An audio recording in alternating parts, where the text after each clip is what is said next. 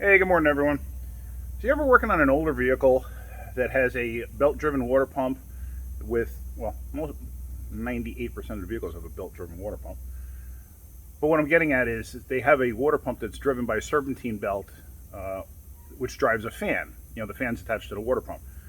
Some vehicles actually have a separate drive. The water pump's driven off the timing belt, and there's a separate drive and pulley setup that actually drives the fan. Well, that's what I'm talking about, a setup like that, where you have a cooling fan, clutch fan, that actually attaches to a belt-driven source. And let me show you. So in this older Ford Ranger, I just put a timing belt in this thing. The water pump sits there, and it actually has bolts that go through it. So what do you do when you have pulleys like this and a fan like this that you have to put in place and then catch a bolt through? Because here, you go, you put that on. Shit. Where the hell are the bolt holes?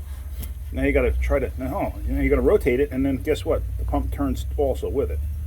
So it's like, there you go, you're starting to line up. But how do you know where that is when you're putting everything together?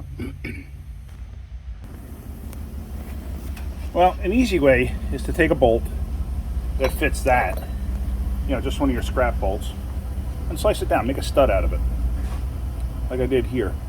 You take the stud and you thread it in like that. So now you can put your pulley over it like that, and then you can put your radiator, your shroud, everything else in. And then of course, usually everything's in place when you're putting the fan on.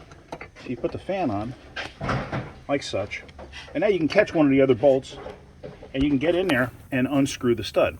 Now for some people that might be a little too much. This actually, I have plenty of room on the sides and stuff like that to do this. So it shouldn't be horrible to catch everything. So on this one, I'm going to put the shroud on, and then I'll put the radiator in place, in between the two.